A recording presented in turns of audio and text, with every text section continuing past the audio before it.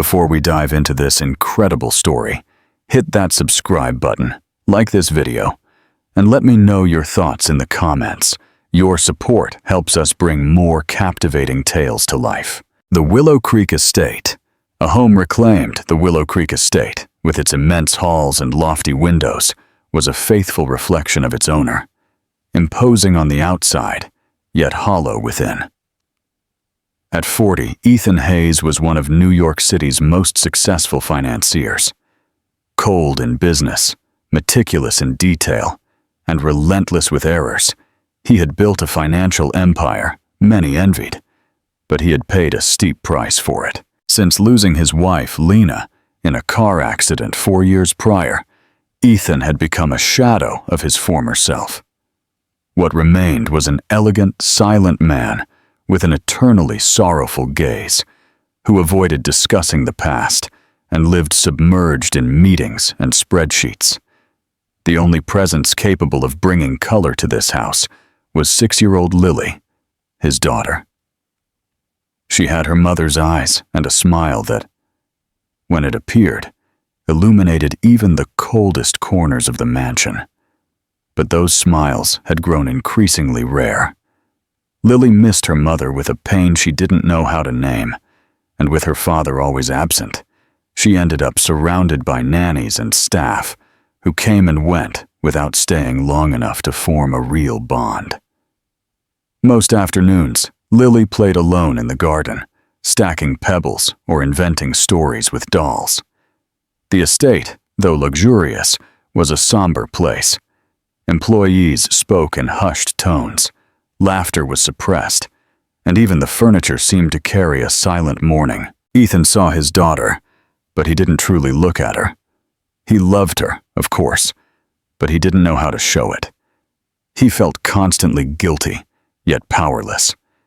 He repeated to himself that he needed to work hard to secure a good future for her, but deep down, he avoided facing the pain of seeing her and recognizing Lena in every one of her features. That morning, something different hung in the air.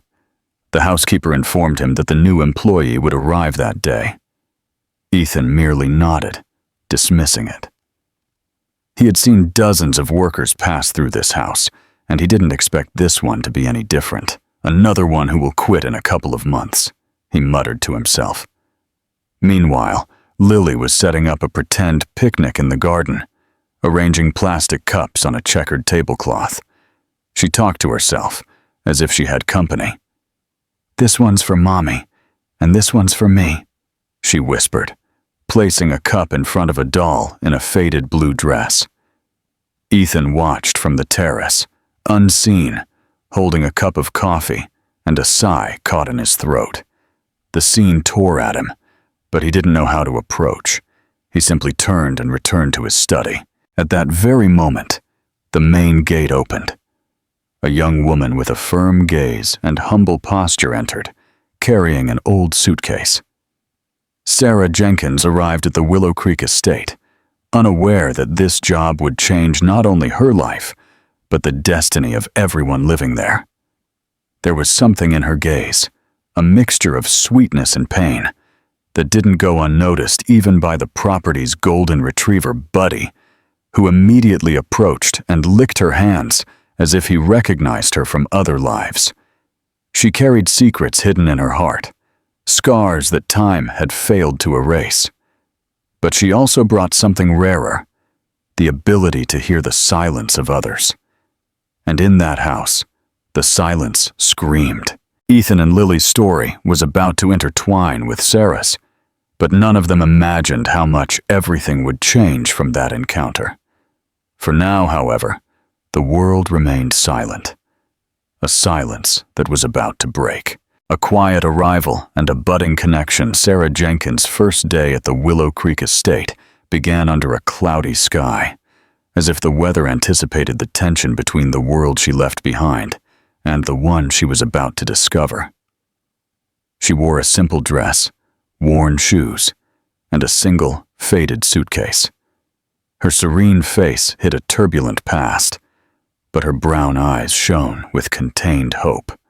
It wasn't the first wealthy home she had worked in, But there was something about this mansion that disquieted her, as if the walls whispered sad stories. Mrs. Gable, the housekeeper, greeted her with formal coolness. She quickly explained the tasks and schedules, then, with a cynical chuckle, murmured, "Don't get attached to the child. No one stays here long enough for that." Sarah merely nodded. She wasn't there to harbor illusions. She needed the job, the salary, a roof over her head. But something inside her hesitated at that warning, as if, deep down, she knew she wouldn't be able to keep her heart shielded for long. It was Lily who saw Sarah first. The girl was in the upstairs hallway, a children's book in her hands, sitting on the floor as if the world around her didn't exist. Noticing the new employee, she slowly rose with distrust. Sarah smiled, kneeling to her level, but without touching her. "Hello, little one. I'm Sarah, and I love books too."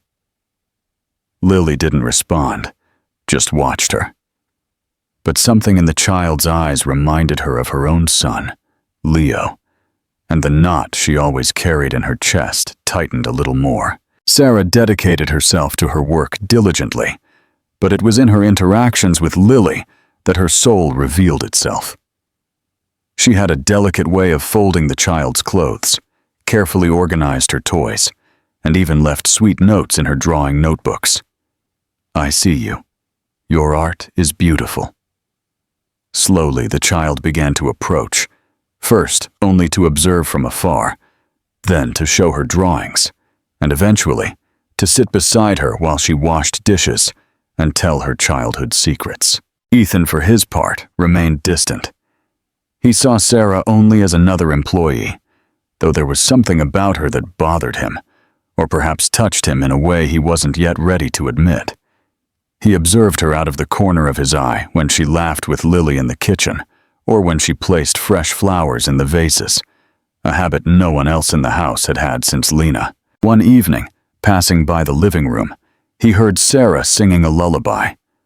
It was an old, rural melody, and something in that broken voice made him stop. It wasn't just the music, it was the nostalgia that overflowed from it.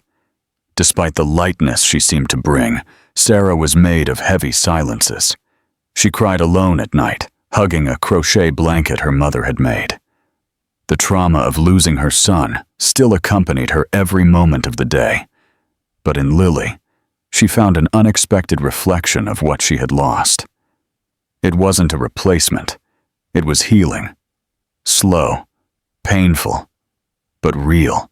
As the weeks passed, the house began to change its tone. Lily laughed heartily again, drew hearts, sang through the hallways, and Ethan began to notice, despite himself, that the mansion seemed alive, as if a different, light, sweet, feminine breeze swept through its corridors. One afternoon, watching her play with Lily in the garden, Ethan felt something strange, a pang of bewilderment. That woman, in simple clothes and with a genuine smile, was invading a territory he believed buried. Later, he commented to Mrs. Gable, as if trying to convince himself, "She's just another employee. It will pass." But Sarah was not just another. She had already taken root in that parched emotional ground, and what no one knew, not even she, was that her destiny was intertwined with that house long before she set foot in it. A bond that time, and perhaps even love, was about to reveal. A fright, a hug, and a quiet revelation. It was a clear afternoon, with a gentle breeze. Lily was playing in the garden as usual, surrounded by her dolls and stuffed animals. Sarah watched her from afar, folding laundry on the terrace with a discreet smile on her lips. The girl laughed carefree, pushing a doll carriage across the lawn. Everything seemed peaceful until a sharp, unexpected sound broke the moment. A pop, perhaps a balloon bursting from the heat, or a pot knocked over by the wind. No one knew for sure. But for Lily, that sound brought confusing memories and old fears. She cowered, eyes wide, and began to cry with a desperation Sarah had never witnessed. It was a different kind of cry, not a tantrum or a whim. It was pure panic, a cry that came from deep within, from somewhere where the trauma of losing her mother still resonated. Sarah dropped everything. She ran to Lily, knelt on the grass, and hugged her tightly. "I'm here, my love. It's over. It's over," she murmured, rocking her as if she were her own child. Lily clung to Sarah's neck, trembling, as if fearing everything would disappear again. The world seemed to stop at that instant, but someone was watching. Ethan had come out of his study and was walking on the terrace when he saw the scene. He stopped at the top of the stairs, unmoving. He observed, unnoticed, the most genuine moment his daughter had lived since Lena's death. He saw how Sarah held her tenderly, how she whispered words of comfort with tears in her eyes. He saw Lily's fragility and the gentle strength of that woman who, in such a short time, had become essential. For a second, he felt envy of the connection, of the ability to touch a soul without needing to say almost anything. He, with all his money, with his house full of employees, couldn't calm his daughter. But she could, with a hug, and that disarmed him. Sarah, unaware she was being watched, looked at the sky and took a deep breath. "You are at peace, my child, but I'm still here, fighting," she thought, as if speaking to her lost son. Perhaps at that moment, she too needed to be comforted, but she didn't allow herself. To Lily, still clinging to Sarah, she whispered something for the first time out loud. "Don't ever leave." And Sarah, surprised, replied with the sincerity that only pain allows. "Only God could ask me that, darling." That night, Ethan couldn't sleep. He replayed the scene in the garden dozens of times in his mind. Something inside him was stirring, breaking layers of ice he hadn't even known were still there. For the first time in years, he allowed himself a silent tear. Because perhaps, no, more than perhaps, that woman was there for a reason greater than just cleaning and cooking. Perhaps she was the answer he never dared to ask for, a gradual thaw and lingering doubts. The morning after Lily's cry, Ethan woke up earlier than usual. There were no meetings scheduled or pending calls, but something compelled him to get out of bed before the sun had fully risen. He drank his coffee black, in silence, and for the first time in years, he noticed the details of the house, the freshly arranged flowers on the table, the scent of fresh bread wafting from the kitchen. Small things that had always been there, but had never before caught his attention. And all of them bore Sarah's discreet mark. He went out to the garden, still with his jacket draped over his shoulders, and looked at the wooden swing where Lily used to play. The memory of her hug with Sarah still haunted him, not with pain, but with something even more uncomfortable: gratitude. That woman had touched something he believed dead inside him. For the first time, he felt he owed something to someone he couldn't pay with money. Later, while reviewing documents in the library, Ethan heard laughter coming from the kitchen. Rare, clear, childish laughter.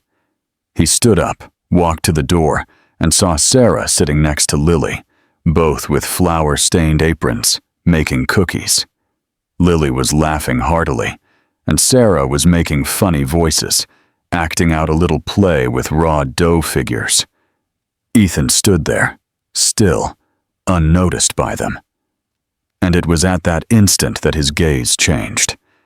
It wasn't just Sarah's quiet beauty that moved him, though she had a natural, unpretentious grace. He knew nothing of the way she could transform a kitchen into a stage of joy. She was different from everything he knew. Ethan had always been surrounded by sophisticated women, dressed by designers, with measured words and clear objectives. But Sarah was something else. She was genuine, and that disconcerted him. During lunch, he called her by her name for the first time, softly. What I asked for in the kitchen, just out of curiosity, wasn't for the report. It was just to say your name out loud. Sarah, surprised, nodded. When she returned with the papers, Ethan thanked her with a faint smile. Lily watched them out of the corner of her eye, like someone who already notices something that adults still pretend to ignore. Mrs. Gable, always observant, noticed the change. She commented softly on what she had felt. "Have you seen how he looks at her now?" And although no one dared to say it aloud, the house was beginning to perceive a subtle transformation in the air. Sarah, for her part, felt something stirring, but didn't know what to do with it. She never wanted to get involved with her employers. Her heart was still a minefield of unresolved pains. That night, Ethan went up to the girl's bed. Lily, already in bed, held a drawing. Her, Sarah, and Ethan holding hands under a smiling sun. Ethan swallowed. "Did you draw this today?" he asked, trying to sound casual. Lily nodded with a shy smile. "Do you like Sarah too, Dad?" The question came without malice, but it hit Ethan like thunder. Later, alone on the terrace with a glass of wine in hand, Ethan contemplated the night sky. The stars seemed clearer than usual, and he realized he felt something. He didn't know exactly what, but it was good. It was strange. It was human, and he hadn't felt that in a long time. The gaze he cast at Sarah, previously distracted and distant, was now a feeling of respect, tenderness, and perhaps a shy sign of love. A shared grieving and a lingering trust. The night was particularly cold. Heavy clouds covered the sky, and the wind crept through the cracks of the Willow Creek estate, as if bringing memories no one wanted to relive. Sarah was finishing putting away the dishes, and her eyes held a restless glint, as if she was searching for something or someone. "Do you have a moment?" he asked, his voice lower than usual. Sarah startled slightly, but nodded. He gestured for her to accompany him to the back terrace, where there were 2 wicker armchairs and a blanket draped over the backrest. For the first time since the tragedy struck, Ethan wasn't trying to flee from the memory. On the contrary, he was allowing himself to face it. "You have something I don't know how to explain, Sarah," he began, looking towards the dark garden. There was an internal struggle. There was a pause. Then, without much thought, Ethan asked, "Do you have children?" The question dropped like lightning. Sarah fell silent. For an instant, she thought of lying, saying no, that she never had any, that she was just another simple woman trying to make a living. But there was something she couldn't hide. "He was called Leo." Her voice trembled. "He was 4 years old when he got sick. A fever that came out of nowhere and never left." Ethan looked at her sideways, surprised, moved. Sarah continued, "I was working. I had to pay the rent. He stayed with my grandmother. When they called me, it was already too late." She paused, her eyes lost. Ethan only extended his hand and gently touched her arm, a silent gesture of empathy. "I know what it's like to feel guilty for something you can't change," he whispered. "Lena, my wife, died in an accident. I was in a meeting. I asked her to go alone. It was raining. The car skidded." His voice broke. "Lily was never the same. Neither was I." She remained silent, 2 broken souls recognizing each other in the silence. Sarah took a tissue from her pocket and offered it to Ethan, who accepted it with a faint smile. "It's curious, isn't it? How 2 such different pains can understand each other so well," he said. Sarah replied softly, perhaps because pain, when it's real, speaks the same language. For the first time, They were human beings stripped of defenses, united by absence, nostalgia, guilt. Sarah's tears fell effortlessly, and Ethan didn't try to stop them. He cried with her, shamelessly, unhurriedly. On that cold terrace, in that forgotten corner of the mansion, something was reborn. A trust, a tenderness, a hope. And as the night enveloped them both in its complicit silence, time, pain, or fear would not be able to break it. A quiet transformation and a growing love. From that night on the terrace, something within Ethan had subtly, almost imperceptibly, yet deeply changed. He began to observe Sarah differently, not with the eyes of a man charmed solely by a woman's appearance, but with the gaze of someone who finally recognized the value of the soul extending a hand without asking for anything in return. And above all, because Sarah seemed to capture this new atmosphere like a flower blossoming at the approach of spring. Lily now sought Sarah all the time. She wanted Sarah to dress her, comb her hair, read her stories. When she got hurt, it was in Sarah's arms that she sought comfort. One afternoon, seeing the child run and hug her, shouting, "Mama, Sarah!" Ethan, who was observing from afar, felt a knot in his chest. Not from jealousy, but from an inevitable recognition. His daughter had found a figure he no longer knew how to offer. Sarah, for her part, never tried to take anyone's place. She was careful. She always called Ethan to make decisions, included him in important moments, and encouraged Lily to be present. "It's important that she feels he is present," she murmured to herself. And Ethan, inspired by this, began to try. He took her to school occasionally, drew with her on Sundays, and even started asking her about her drawings, her songs, her fears. Sarah's influence was subtle and sweet. She placed fresh flowers in his study. The house, once impersonal and cold, now smelled of apple pie and lavender soap. And not only the atmosphere was changing, Ethan was too.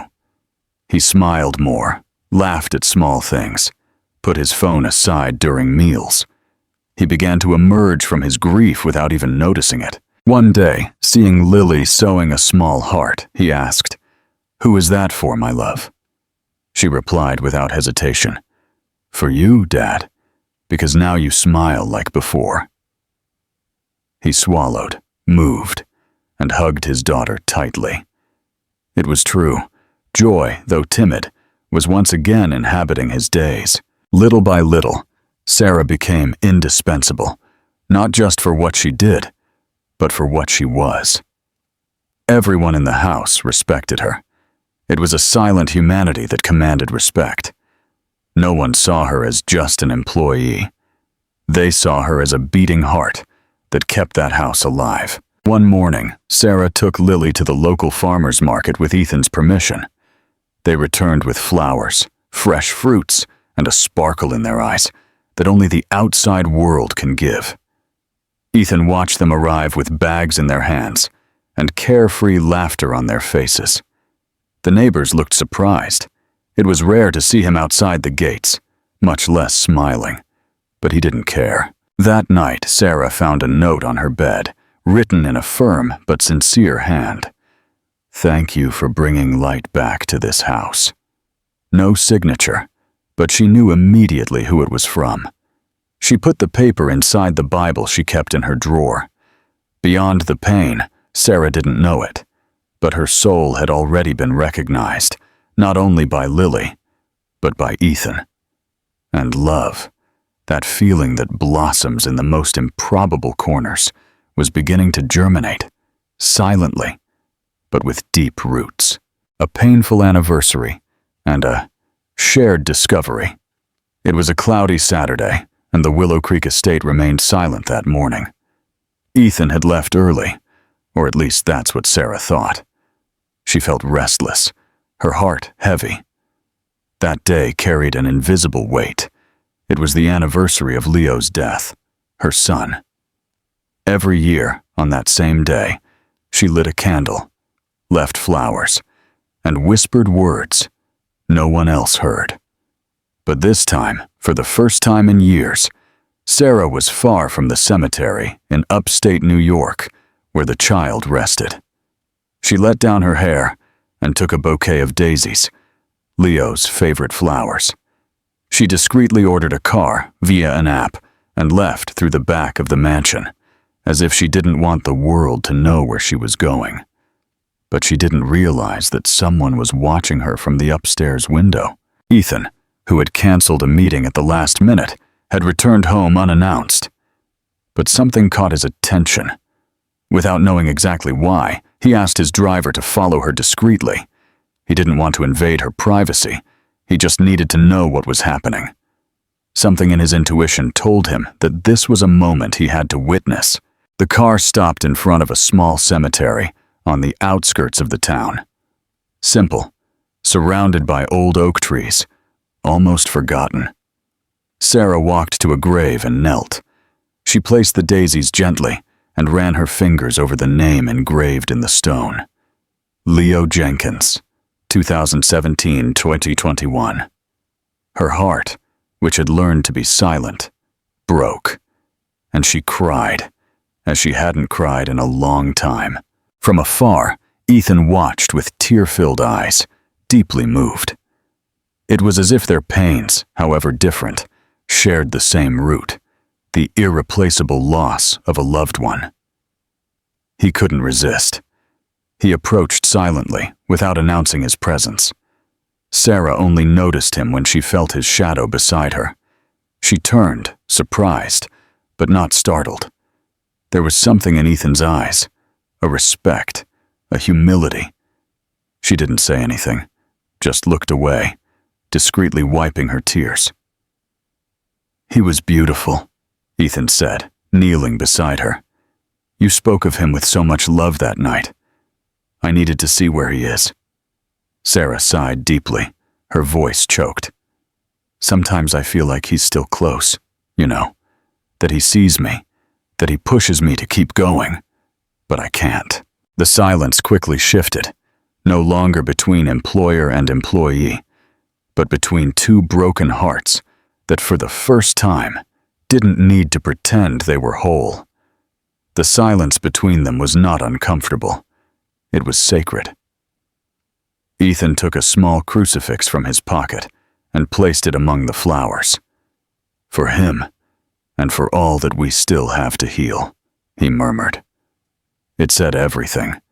That gray morning, an invisible and eternal bond had formed between them. Because love sometimes rises from the ashes and grows stronger in places where no one dares to plant. A quiet transformation and the seeds of hope. The days following the cemetery visit marked the beginning of a silent transformation in Ethan. Something within him had yielded, like a dam that, after years of resisting, finally allowed the water to flow. It wasn't an abrupt change. It was subtle. A lighter smile upon waking, a longer gaze at the breakfast table, a spontaneous gesture of kindness. Even the estate staff noticed. The boss now seemed human. Lily, always sensitive, was the first to notice the lightness in her father.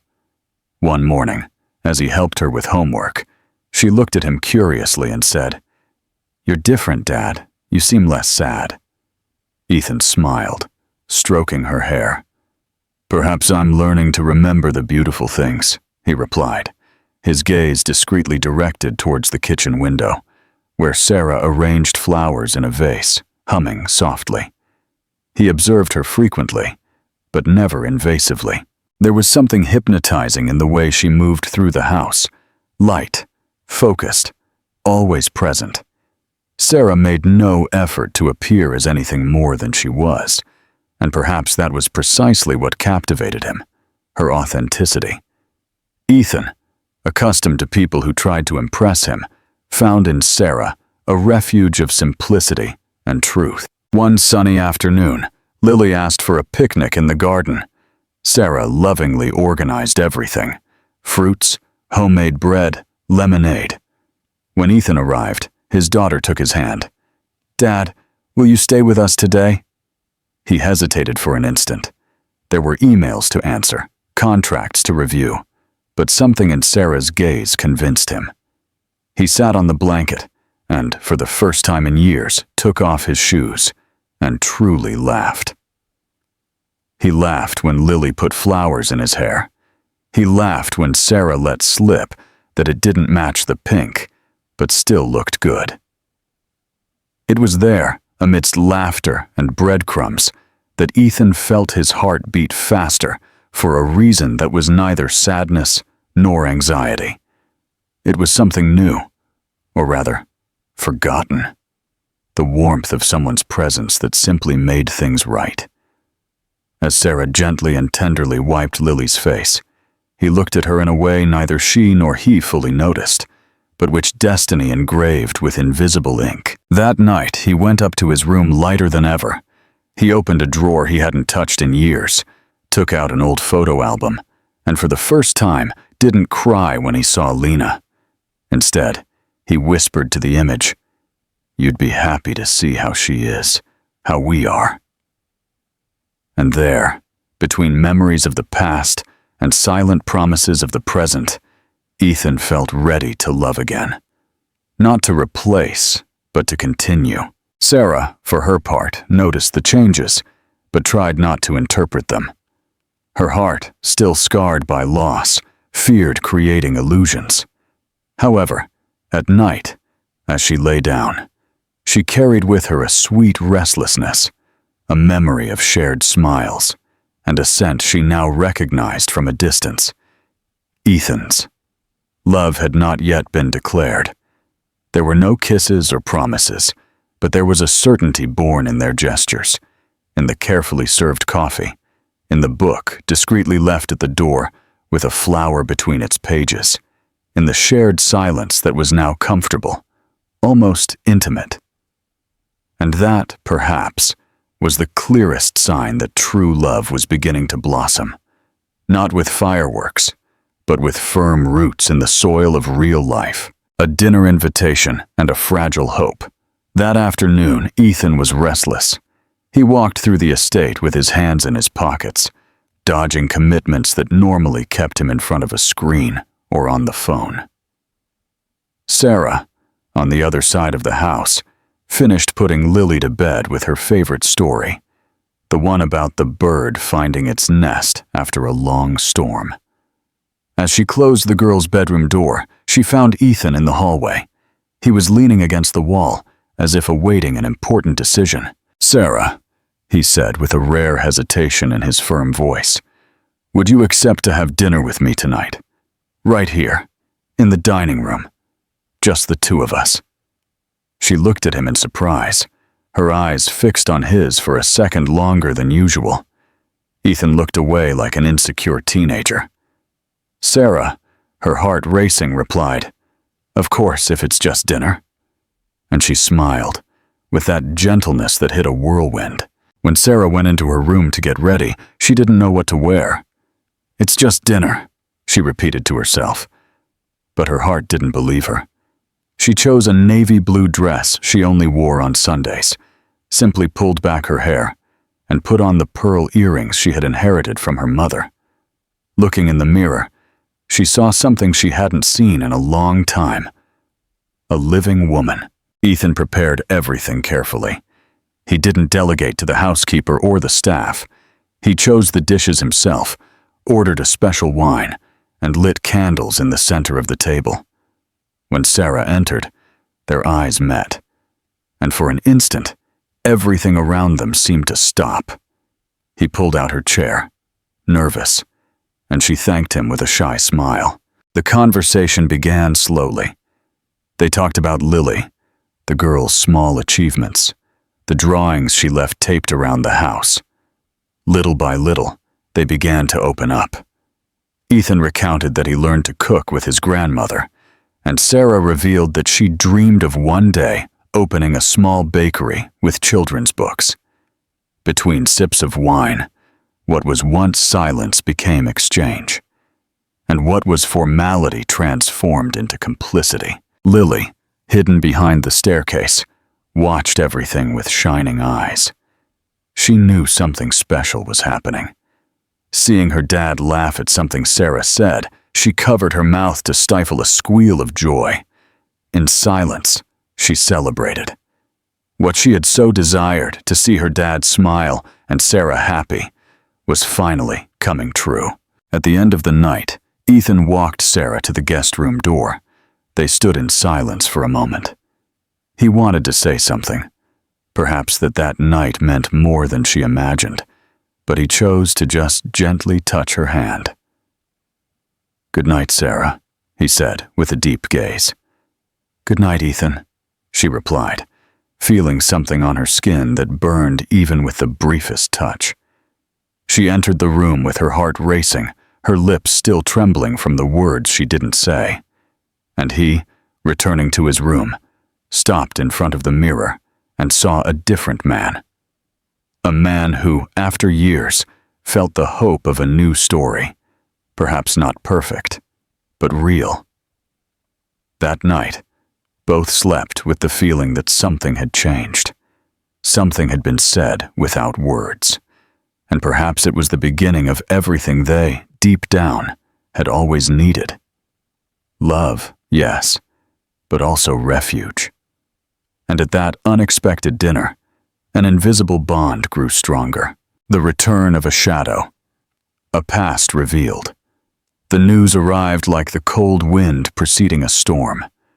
Victoria Sterling, a socialite, daughter of one of Boston's most powerful families, and Ethan's ex-fiancée, was back in the city. Her presence, even before being officially announced, already caused murmurs in social and business circles. It was impossible to ignore her return, especially since, in the past, she had been considered the probable Mrs. Hayes. Ethan found out from a business colleague who saw her at a charity gala. He merely murmured a and returned to his papers, but inside, he felt his back tense. He knew Victoria had never accepted the end of their relationship well, and he also knew that with her return, certain doors would open, some that he had closed with great effort. The closeness between him and Sarah no longer went unnoticed. No matter how discreet they tried to be, there were glances, gestures, a lightness in the atmosphere that everyone noticed. Lily was the most transparent. She spoke of our Sarah naturally, as if she were already part of the family. The employees commented with sympathy. But in Victoria's world, that kind of closeness was an affront, and she quickly realized it. Victoria appeared at the estate one clear Tuesday morning, like a silk-clad storm. She wore a very expensive dress, high heels, and a smile that hid thorns. She didn't call ahead, didn't ask permission. She simply walked in, claiming to be passing through the city and eager to see Lily. Ethan received her courteously, but his discomfort was evident. Sarah, seeing her for the first time, felt an immediate unease, not from jealousy or rivalry, but from something the soul recognizes before the mind. Victoria was her opposite, confident, refined, seductive, and she made sure to make it clear with every gesture. When greeting her, she gave a quick, almost clinical look and you must be the new staff member," said with the softness of a poison. During coffee, Victoria made subtle comments, trying to extract any information about Ethan's current life. He elegantly avoided the details, but when Lily sat on Sarah's lap without thinking, saying, "Sarah, tell her the story of the bear who went to the moon," Victoria's gaze froze for a second. That was not a simple employer-employee relationship. She saw it, and she didn't forget it. Upon leaving, Victoria took Ethan's arm with a little more force than necessary. "We still have a lot to talk about," she said with a cold smile. "You know some things don't erase so easily." Ethan didn't respond. He just watched her walk towards the car, leaving behind a trail of expensive perfume and veiled promises. In the following days, Sarah felt a shadow lingering. Ethan seemed more thoughtful, more cautious. He hadn't distanced himself from her, but there was something different in the air, as if the past had seeped under the door.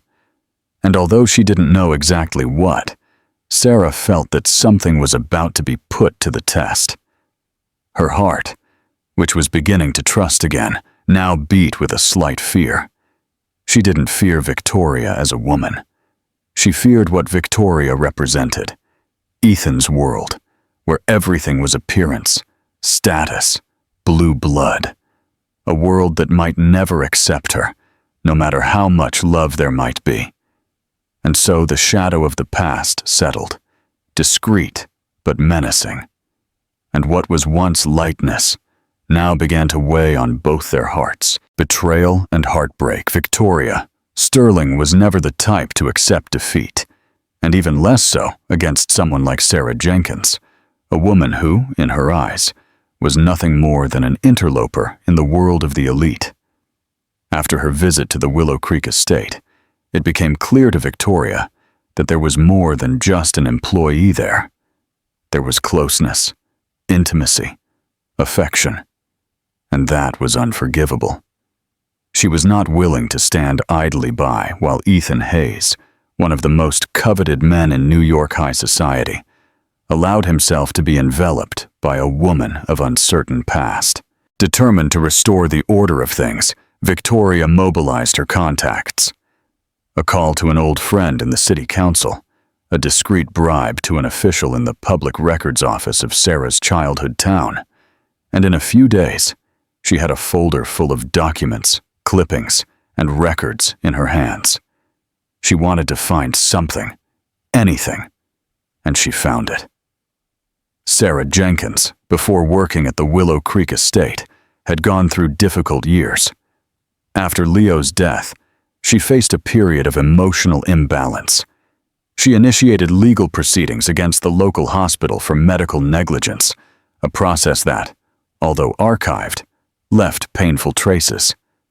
Additionally, for a time, she had to accept a job at a disreputable guest house that was investigated by the police for alleged complicity in illegal activities, although Sarah was never directly implicated.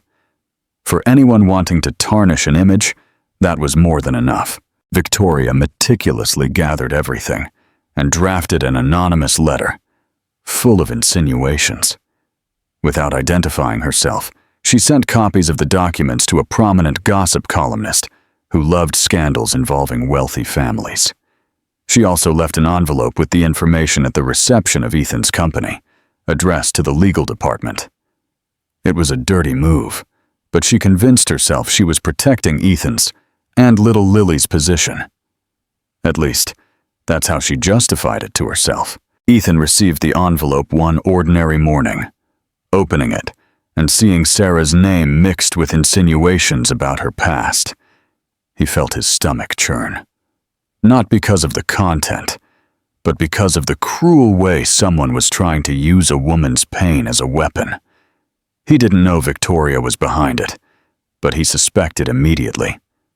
His rational mind told him he should confront Sarah, but his heart hesitated.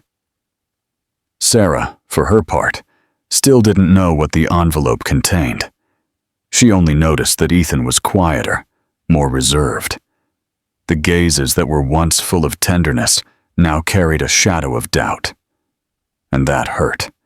It hurt more than she wanted to admit. One afternoon, seeing him avoid her casual touch in the garden, she felt something collapse. It was then that he called her to talk. Not in the garden or on the terrace, but in his study, a territory where Ethan, the father, and Ethan, the financier, often mingled. He placed the documents on the desk without saying a word. Sarah, seeing her past exposed in that way, felt naked before a tribunal. Her hands trembled. Her eyes filled with tears. "Did you read all that?" she asked in a low voice. Ethan nodded, "And what do you think?" Sarah took a deep breath, fighting back tears. "I think I survived, not with pride, but with dignity. I did what I could, what I knew, and I never lied to you." And then, with her heart exposed, she added, "But if you believe that defines me, perhaps I never belonged in this place." Ethan did not respond immediately. He was conflicted. Part of him felt hurt by the sudden discovery. Another part, larger and truer, was filled with shame for having doubted her. He knew Sarah was much more than any piece of paper, but the shadow of prejudice, fueled for years within Victoria's world, still haunted him. That night, Sarah cried in silence, sitting at the foot of the bed with her knees to her chest. She felt the ground slipping beneath her feet, and once again she thought of leaving, because for her, loving had always been synonymous with risk. And at that moment, the risk of losing everything seemed greater than the risk of continuing to try. The breaking point and a quiet departure. 2 days after the revelation about Sarah's past, Ethan still hadn't regained his emotional breath.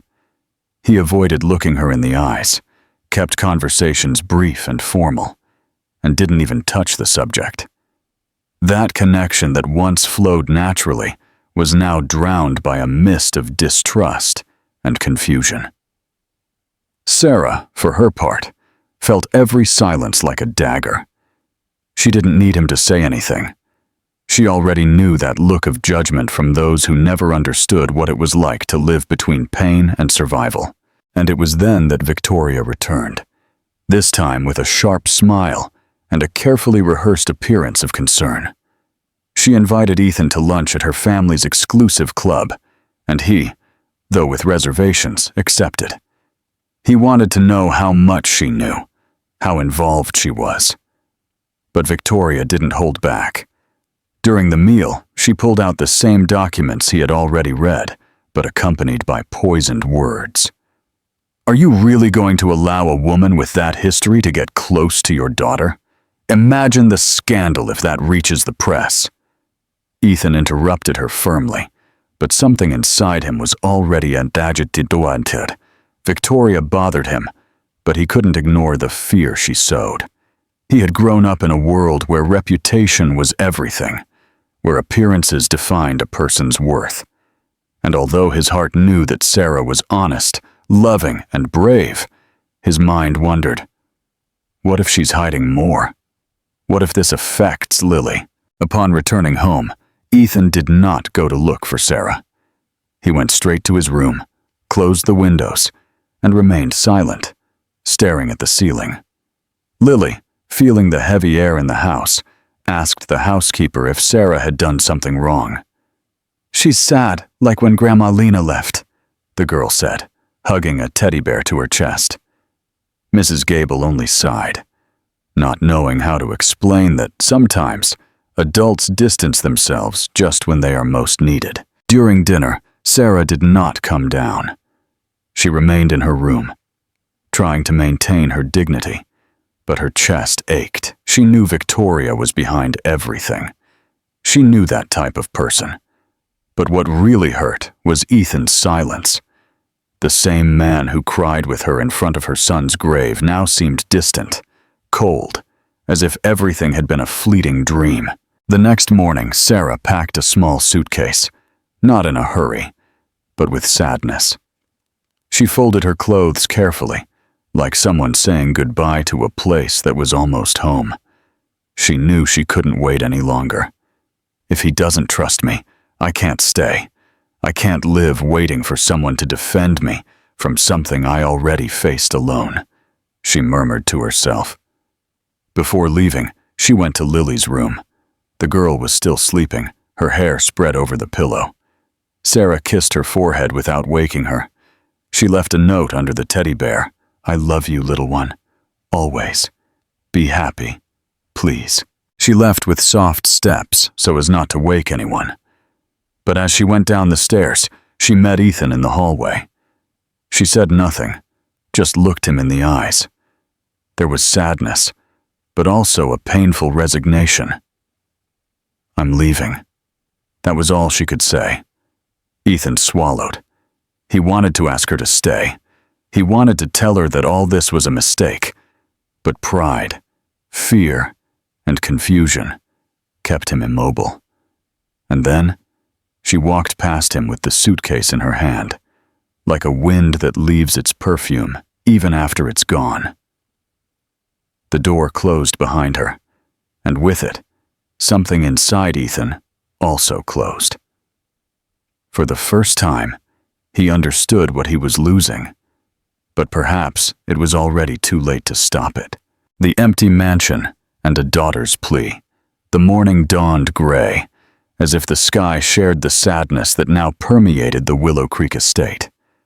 The hallways, once filled with discreet laughter and Lily's small steps trailing Sarah, now seemed like long tunnels of emptiness. Sarah was gone.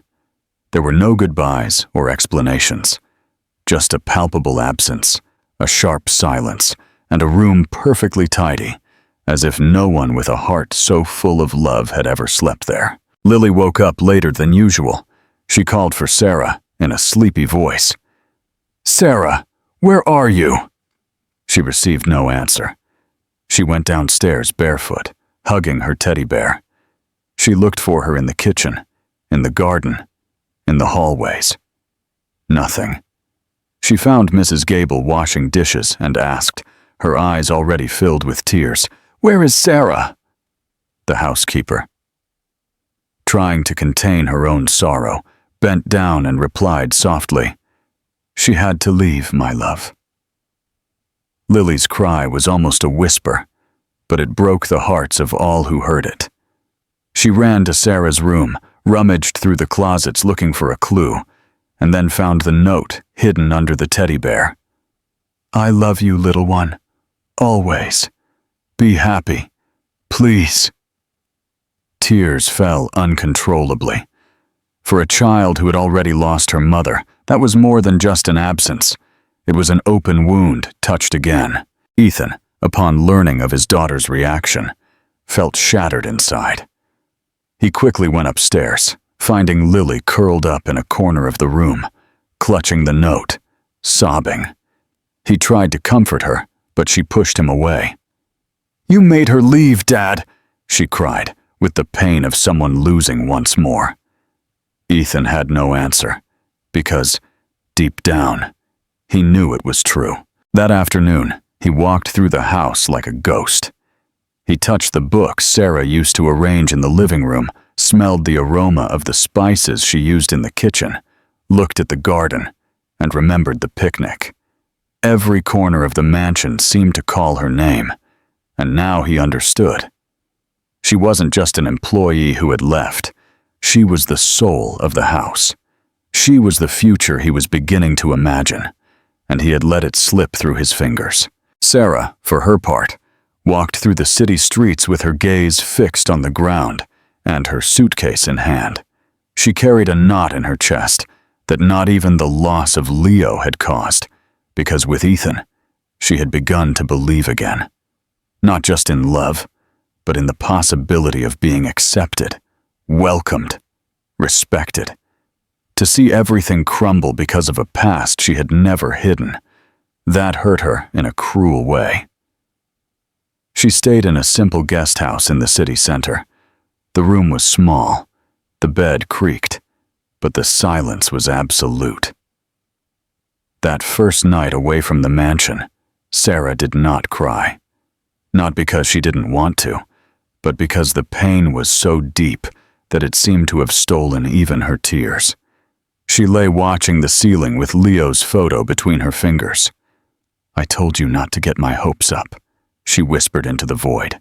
Meanwhile, Lily refused food, didn't want to go to school or watch television. She drew a picture, her and Sarah holding hands, surrounded by daisies. She left it on her dad's bed, with a note written with difficulty. "Bring her back.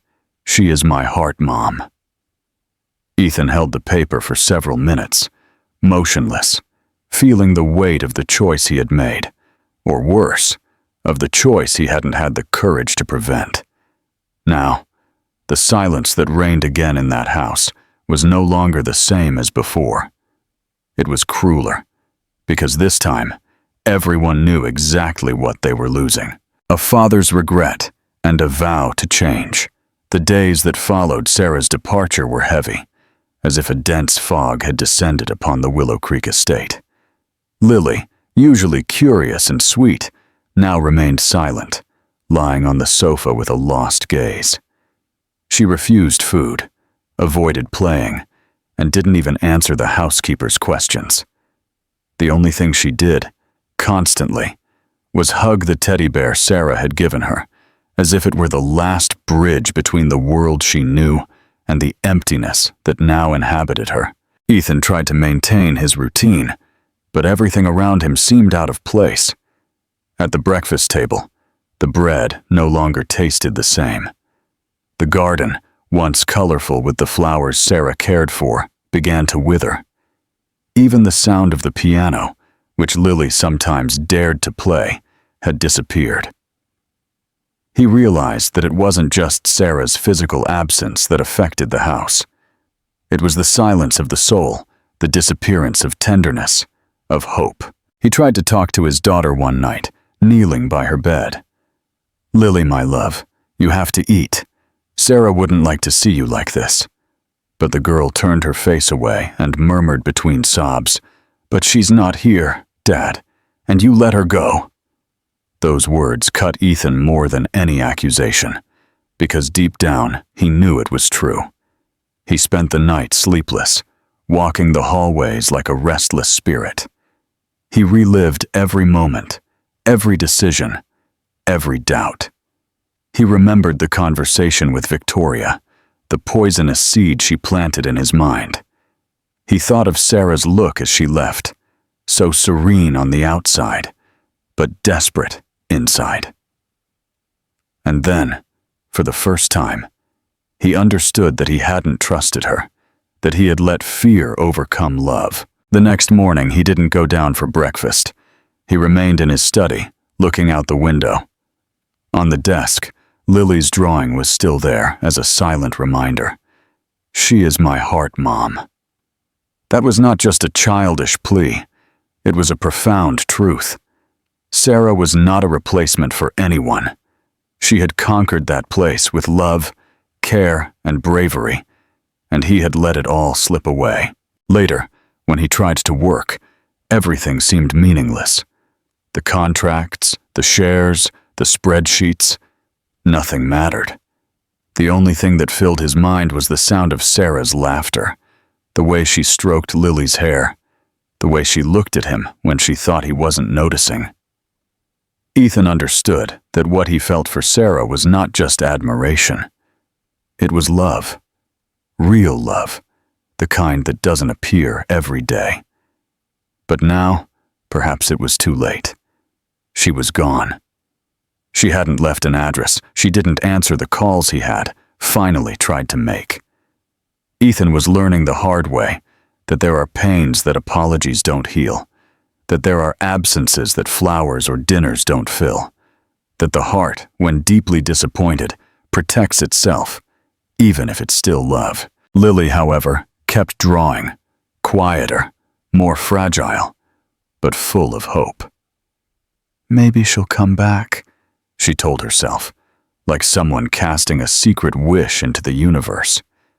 She taped the drawings to her bedroom window, as if hoping the wind would carry them to Sarah. And every time Ethan saw them, he felt the knot in his throat tighten a little more. It was then that one of those nights, alone in the living room, he opened Lena's photo album. And there, among memories of the past, he understood something. Lena would never have rejected Sarah. She would have recognized her kindness, her love, her care. Ethan didn't need to forget his wife to move on. He just had to accept that love can transform, and that Sarah had become an essential part of what remained of his family. Now he knew what he had to do. But one crucial question remained. Would she forgive him? A child's letter and a father's resolve. Lily, with her 6 years of tenderness and pain, was too young to understand all the complications of adults. but old enough to notice the difference between someone who is present out of obligation and someone who truly loves. Since Sarah left, her world had become grayer, as if the colors of mornings and laughter had been washed away by the rain of absence.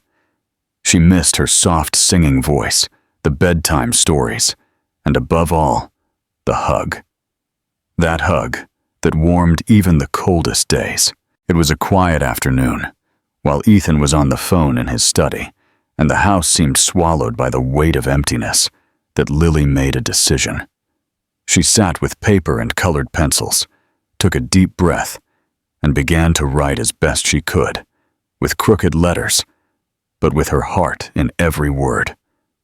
In each stroke, she released her pain, nostalgia, and the hope that her request would be heard. "Daddy," the letter began, "I know you're sad, me too. Since Sarah left, the house is cold. There's no apple pie or flowers in the vases. And I have no one to hug me like she did. Sarah hugged me like a mom, as if she knew how to calm my heart." Ethan read those words later, and they hit him like a wave of contained emotions. Lily continued writing with the delicacy of someone asking for a miracle. "I love her, Daddy. Not because she makes yummy cookies or because she lets me watch cartoons. I love her because when I'm sad, she knows.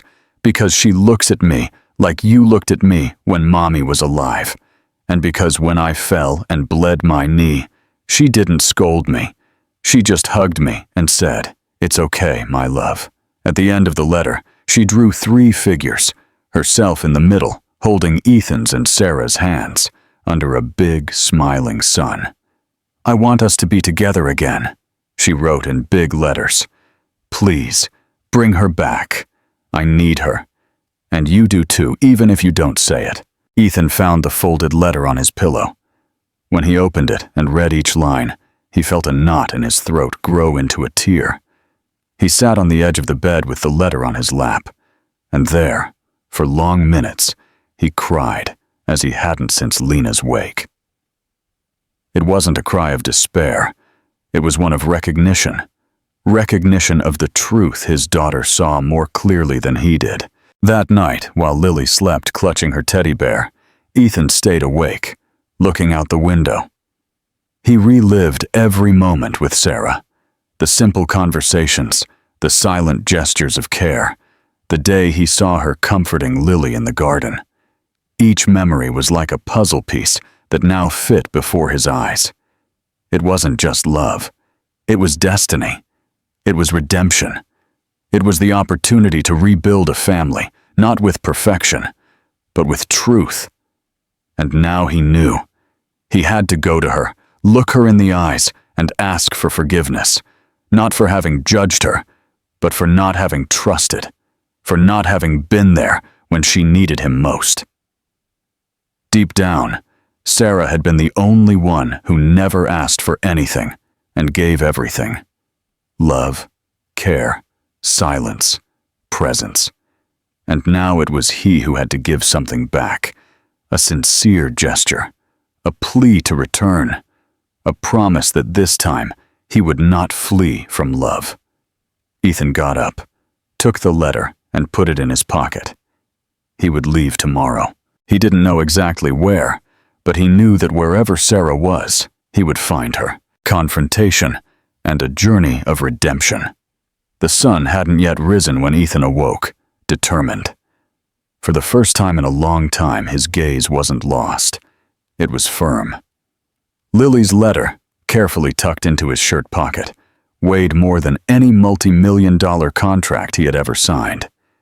It was a call from a daughter, a child who saw what was essential. And he finally understood. It was time to stop hiding behind fear and face the truth. All of it. Before setting out to find Sarah, there was something he had to do. Ethan knew Victoria was the source of the recent pain, the trap that had awakened doubts and spread venom over Sarah's heart. So, he sought her out at her charity foundation's office, where she was organizing an event as if nothing had happened. Seeing him enter without an appointment, Victoria smiled confidently, like someone in control. "What a surprise, Ethan," she said, standing up. "I came to see if you've reflected on everything. I imagine that now, with things clearer, you'll be ready to protect your image and Lily's."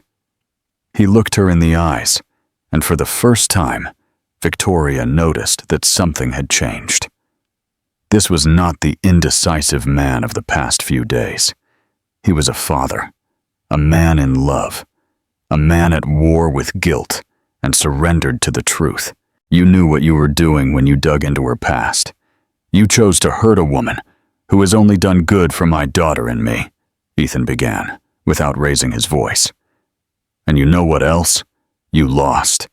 You lost because now I see it clearly. I don't want someone by my side who sees the world through prejudice. I want someone who heals, who loves, who embraces. And that person is Sarah." Victoria tried to laugh, still clinging to her pride. "Are you going to ruin your reputation for her? A woman who lived in a guest house? Who had a child and no one knows with whom?" Ethan approached, firm. "Yes, because her world is genuine. Because it was her embrace my daughter sought. It was her arms that brought back the smiles. And me? I was a coward, but no more." He left Victoria's office without waiting for a reply. She remained standing, reacting, swallowing a bitter taste of defeat that not even luxury could disguise. Ethan, on the other hand, felt lighter with every step he took towards the door. For the first time, he was leaving the past behind. He was breaking not only with a woman, but with a way of life that had taught him to hide feelings, to fear judgments, to silence his heart. Upon arriving home, Ethan went up to Lily's room, who was still sleeping. He kissed her forehead tenderly. "I'm going to look for her, my love," he whispered. "She's coming back, because she's part of us." He took out the letter once more, read it one last time, and left with no fixed destination, only with the certainty that he would find Sarah, even if it took him days. He walked the city streets, visited small cafes, local guest houses, community centers, and simple places where she might be. He showed photos, described her smile, her sweet gaze. "She has a way of caring that no one forgets," he said, hope growing in his chest. And though tired, he didn't stop, because now it wasn't just for love. It was for atonement, for bravery, for truth. With each step, Ethan felt closer to her. He knew that finding her wouldn't be enough to ask for forgiveness. He would have to prove that he had changed, that he was willing to be vulnerable, to start with her the right way, with respect, with devotion. Because sometimes happiness is not in what the world expects of us, but in who makes us feel at home. And Sarah was the home he had been searching for all his life. A humble home and a hopeful reunion. Ethan felt his heart quicken as he turned off the main highway and took the dirt road leading to the rural town where Sarah had grown up. Wooden fences divided the green fields, and now and then a stray dog looked at him curiously. He clutched Sarah's photo, folded inside his pocket, rehearsing words silently. He didn't know if he would speak of love, but he knew he needed to see where that discreet strength that had healed him came from. Upon reaching the small town, he went to the house where, according to the neighbors, he might find her. A modest little house, with white walls and a mended tin roof. It was a symbol of the struggles Sarah had faced, far from city life, yet rich in dignity. He knocked on the door. A woman with calloused hands, Sarah's mother, opened it. She recognized him as the man from the note she had received from Ethan. Her heart trembled, with both hope and fear. Inside the house, old photos, Sarah as a child with Leo in her arms, simple smiles, a life yet to be built, filled the walls. Sarah's mother, her voice choked, told stories of her childhood, how her daughter danced alone in the yard, how she told stories to the chickens to put them to sleep, how she cried over the loss of her son, and never stopped loving. Ethan saw, in that maternal gaze, that Sarah's heart was not born empty. It was forged in humility and love. He heard about her relationship with the child, a son she loved with all her strength, even amidst pains that seemed impossible to bear. The sadness, the judgment, the day she had to rush out and leave him in her mother's arms to be able to work. Everything there had a name, a time, and suffering. But there was also hope, persistence, and faith. He met Sarah's older brother, a simple man who worked in construction. He spoke of how she was always responsible, protective, even with sadness clinging to her heart. She became a mother before her time, he said, with a tone of sad pride. But she never stopped dreaming. She always wanted a small bookshop with a bakery for kids. She believed in that. Hearing that, Ethan felt a knot in his chest. The truth about Sarah was not just a difficult past. It was a future full of generosity. As he left, Sarah surprised him, sitting on a bench in front of the old town church. Her eyes were red, but she was resolute. She didn't run. She didn't deny. She just received him with that contained hug that said so much. He responded with his own form of affection, a hand on her shoulder, a gaze that said, "I'm here for you." They talked. Ethan told her he was Lily's father. He explained about the letter. He affirmed that he wasn't seeking benefits, status, or position, only a home formed by those who truly love. Sarah listened in silence. She didn't demand grand words. She wanted actions. With respect and calm, she only said that she needed time. Time to rebuild trust. Time for the scars not to bleed with expectations. Time for the pain to transform into memory, into strength. They walked through the field among daisies, the flower that always reminded her of Leo. He knelt and picked one. He put it in her hands tenderly. "For all you've been through, and for all that's to come," he said, his voice choked. Sarah, with tears in her eyes, accepted the flower. It was a silent pact of a new beginning. That night, they dined with Sarah's family, a simple but abundant meal. They laughed at old stories. They shared comfortable silences. There was no hurry. There was humanity, and perhaps the foundations of something greater. As he got into the car to return, Ethan took Sarah's hand and promised, "Wherever you go, I follow, because finding you was the greatest blessing of my life." And she, looking at him with cautious tenderness, replied, "We will rebuild slowly, but together." A public apology and a promise. Renewed the next morning, the small town square awoke quietly, enveloped in that sweet silence typical of the countryside. Ethan and Sarah had spent the night under the same roof, but sleeping in separate rooms, like two souls that still needed to learn to reconnect. He woke up early, anxious, his heart heavy with so many unspoken words.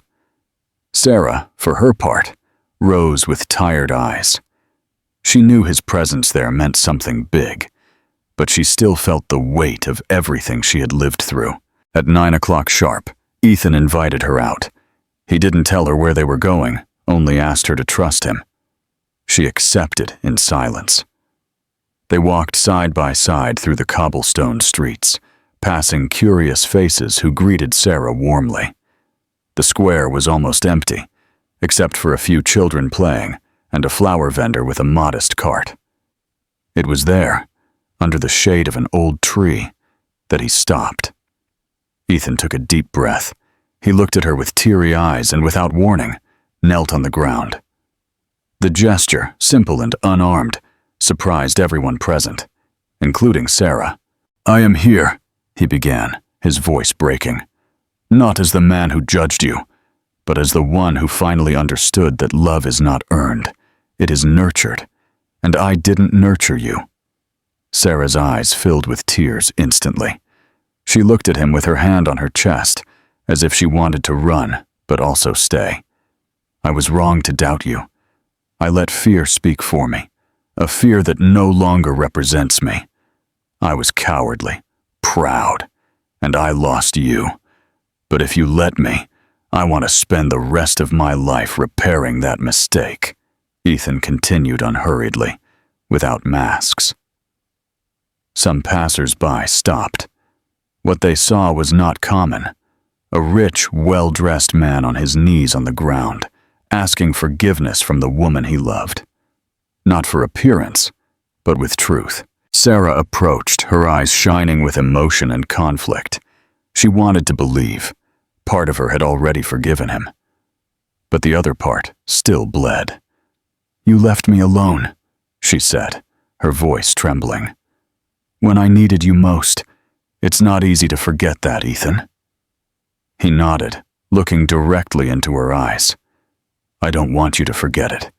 I want you to, despite that, see what I am becoming for you. For us. For Lily."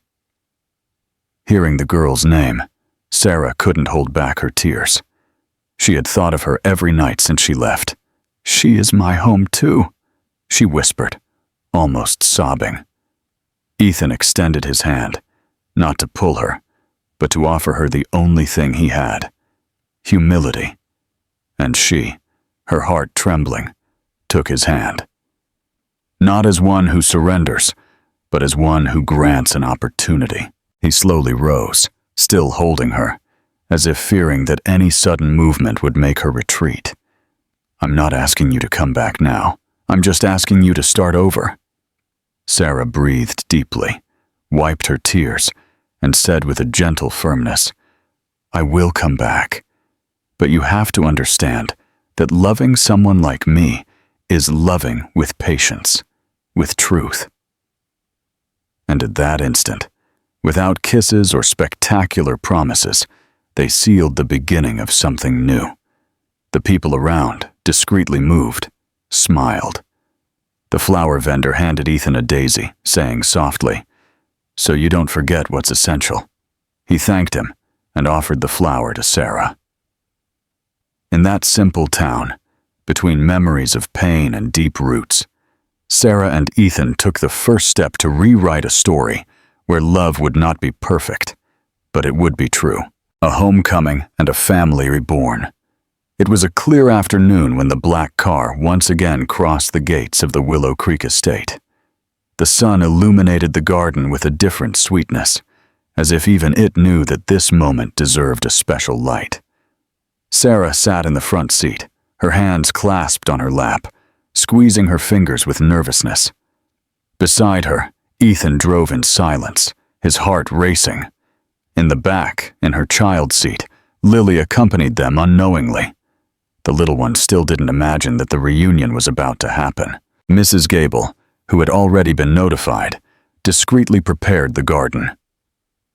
Fresh flowers in the vases, a checkered tablecloth spread on the lawn, a silent sign that something special was about to happen. Seeing the car approach, she smiled. She knew that love always finds its way back home, even if it takes time. Lily was on the swing when she heard the sound of the car. She looked curiously, and her eyes opened wide as she saw the figure slowly getting out of the vehicle. For a second, she stood paralyzed. Then, as if her heart recognized before her reason understood, she cried with all her soul, "Sarah! Sarah!" Sarah barely had time to react. The little girl came running with open arms, her hair flying in the wind and her eyes shining like never before. Upon reaching her, she launched herself against Sarah's body, clinging tightly, like someone who holds on to what they love most in the world. "You're back!"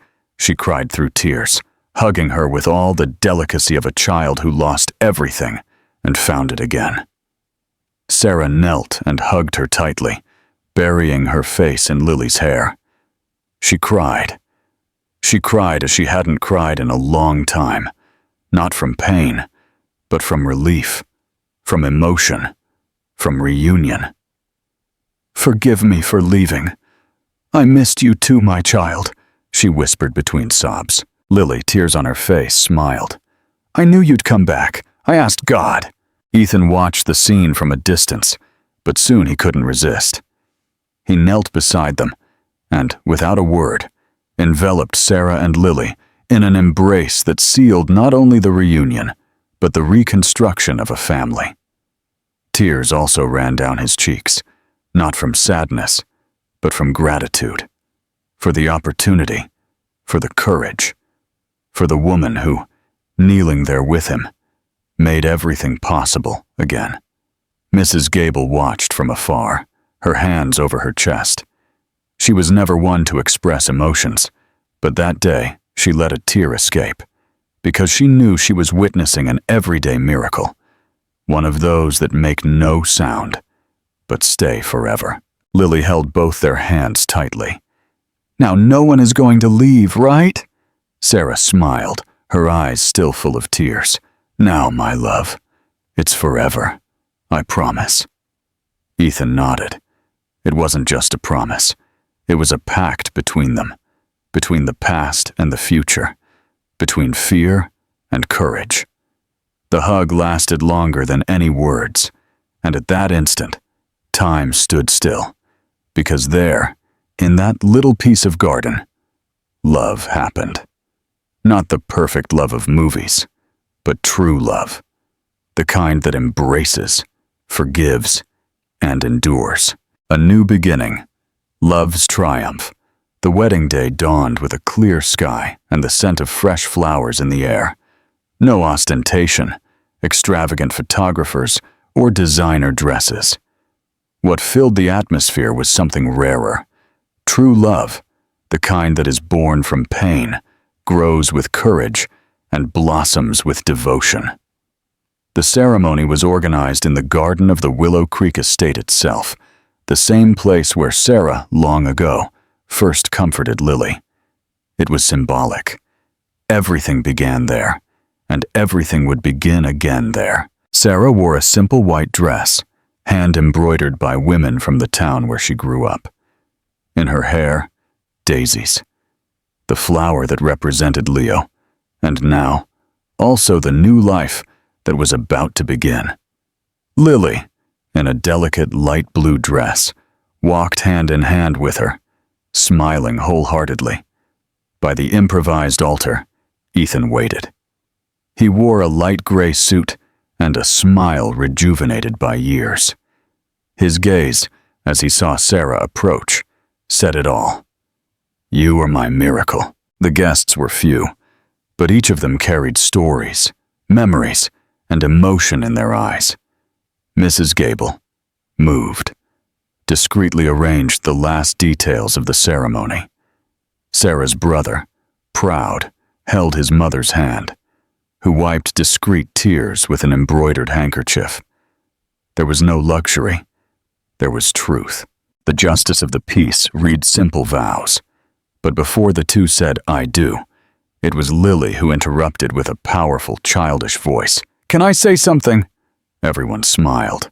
She turned to Sarah and said, "Thank you for being my heart mom, and now a real one too."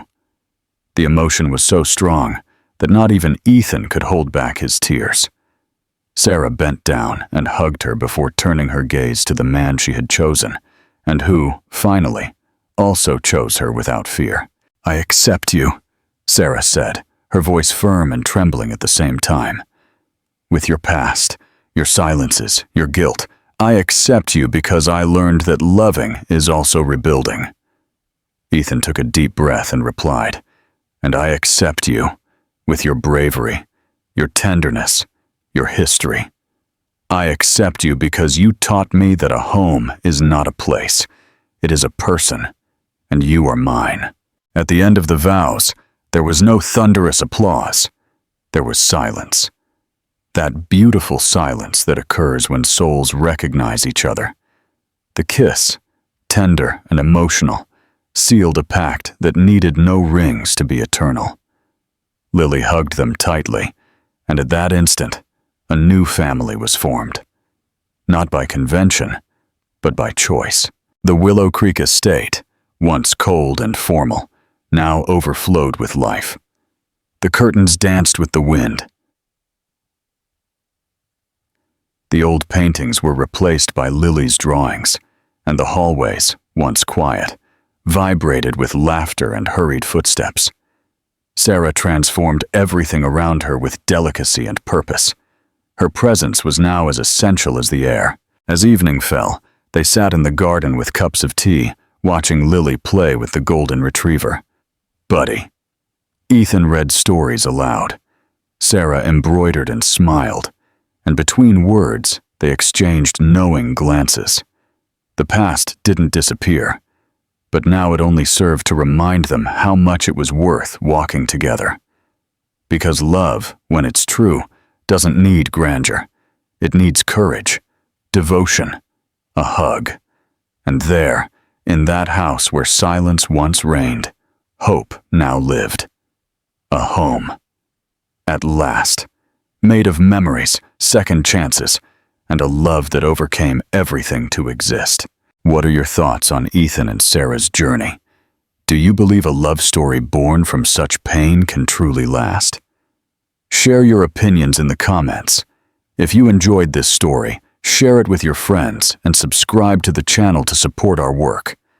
Another story is appearing on your screen that will probably move you too. Don't miss it.